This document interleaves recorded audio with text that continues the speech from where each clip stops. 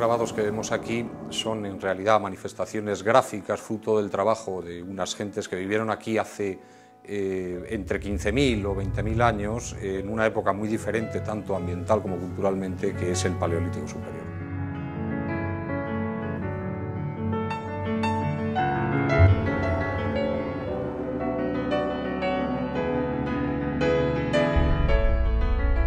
En la zona centro-occidental de la península ibérica, concretamente en la cuenca del Duero, en los valles fluviales de dos de sus afluentes mayores, que serían el río Águeda y el río Coa.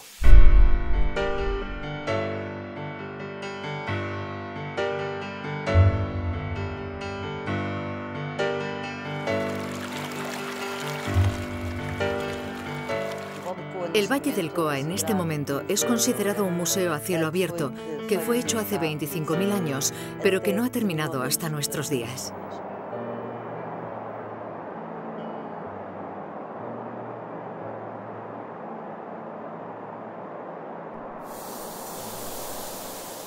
Fue un valle escogido, donde existió toda la fauna que está aquí grabada.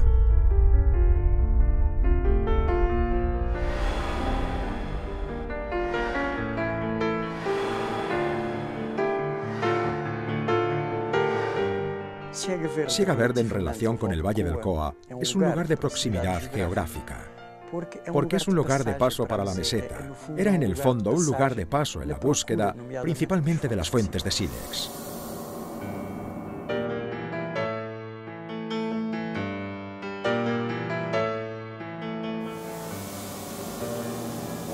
El arte paleolítico se descubrió en cuevas y se pensó, por tanto, que el ambiente donde se tenían que representar estas cosas era el interior cavernario. Y este arte paleolítico al aire libre, siendo un arte de la luz, es un arte más público. Es un arte para ser visto, más que el arte de las cuevas. Presenta, sin lugar a dudas, el mayor conjunto conocido de grabados de época pleistocena de todo el mundo.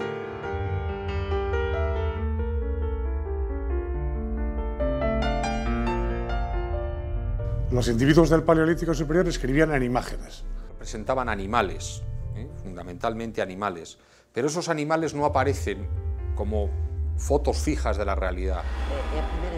Es la primera vez en la historia de la humanidad que se utilizan símbolos para transmitir mensajes. Y unos símbolos que utilizamos para comunicarnos son los gráficos, que inevitablemente suponen simbolismo, como es normal, y abstracción. Sí, se acostumbra a decir que la invención del arte es la invención de la humanidad, porque con la invención del arte inventamos la abstracción de las formas. A veces dejo de ver la figura en sí. Es algo enigmático, algo que está en mi subconsciente, en el subconsciente del que observa. Las representaciones son hechas y eso impresiona de una forma muy simple. Con pocas líneas consiguen representar un animal con una enorme elegancia y naturalismo. Podemos ver, por ejemplo, en una cérvico-dorsal de un caballo que muestran así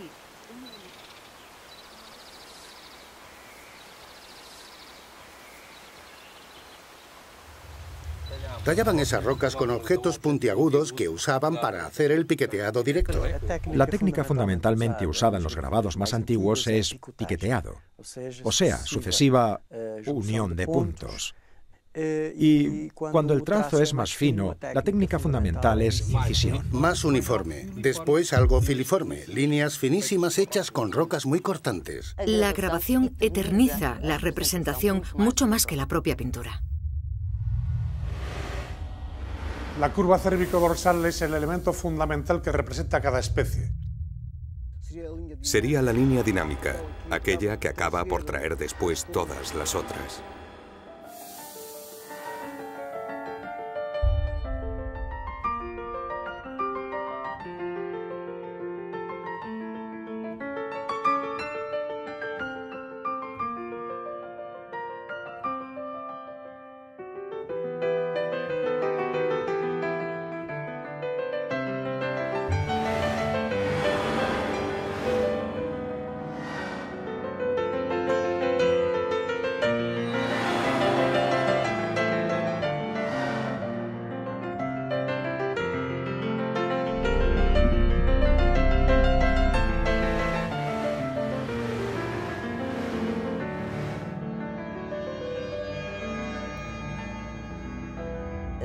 Muchas veces recrean escenas que pueden no ser tan evidentes a primera vista. Hay una superposición intencionada. Por lo tanto, hay una libertad de expresión que lleva a los artistas a hacer un animal a partir de partes de otros. Una de las características fundamentales del arte de Koha es exactamente esa representación del movimiento, a través de la unión de 2 y hasta 3 cabezas en algunas figuras. Entonces aquí tenemos una animación. Quiere decir que nosotros en el principio del arte ya sentamos, entre comillas, todas las bases artísticas. O sea, los pilares del arte: bidimensional, tridimensional, perspectiva de un punto, perspectiva de distancia, animación. Tienes una segunda cabeza mirando hacia atrás. La idea de animación de las cabezas de los animales representados aquí en el Koha es olvidada durante todo el resto del periodo prehistórico e histórico y es reinventada con la aparición de la fotografía en el siglo XIX.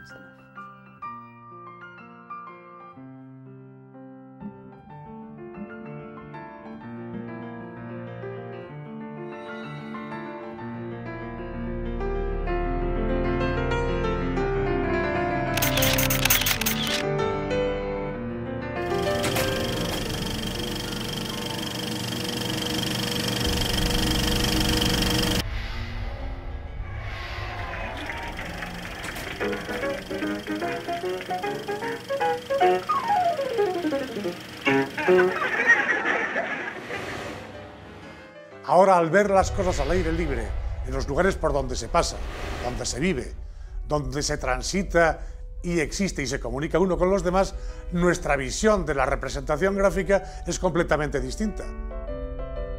El significado del arte paleolítico permanecerá siempre en el dominio de lo secreto, digamos así. Para entender verdaderamente el arte del Koha, es necesaria una gran pasión. Pasión desde luego por el arte y pasión desde luego por el trabajo que tiene que hacerse día a día en el valle. Juntando aquí un poco razón y emoción. Es fundamental para que nuestro trabajo no sea seco y sea un trabajo que honre el propio trabajo de los artistas que nos legaron este inmenso patrimonio rupestre. Siento como hombre de diseño, casi como una obligación, una responsabilidad hacia ellos.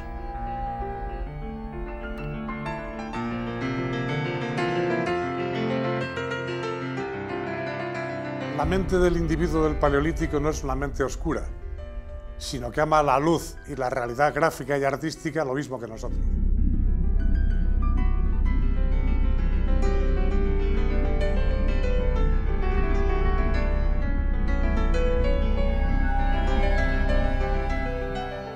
Y eso es, evidentemente, expresión del genio humano. El arte al aire libre es el arte de la luz. Cuando miramos estas rocas grabadas, miramos las telas de los autores de hace 20.000 años. Y es imposible quedarnos indiferentes ante representaciones con tanta nobleza. La invención del arte es la invención de la humanidad.